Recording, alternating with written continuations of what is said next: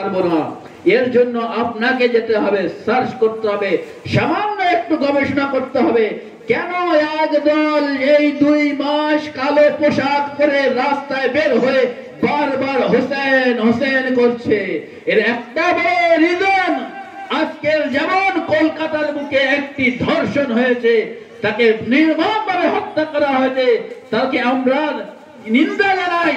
তার ইনসাফ পাওয়ার জন্য সারা বাংলা ব্যাপী, সারা ভারত ব্যাপী, সারা বিশ্বব্যাপী আন্দোলন করছেন, একটি আওয়াজ তুলছে, আমরা বিচার চাই, বিচার চাই, বিচার চাই।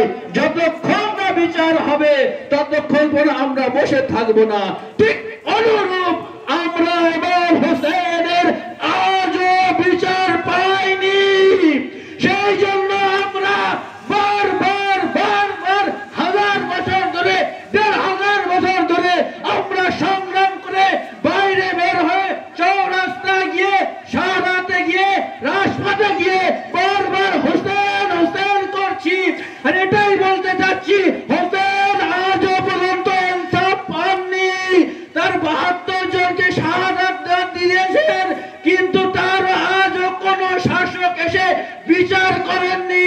সেই বিচার যতদিন না হবে আমরা ততদিন পর্যন্ত ইয়া হোসেন ইয়া হোসেন ইয়া হোসেন করতে থাকবো। দুরূদ পাঠ করেন মুহাম্মদ ওয়া আলিহি।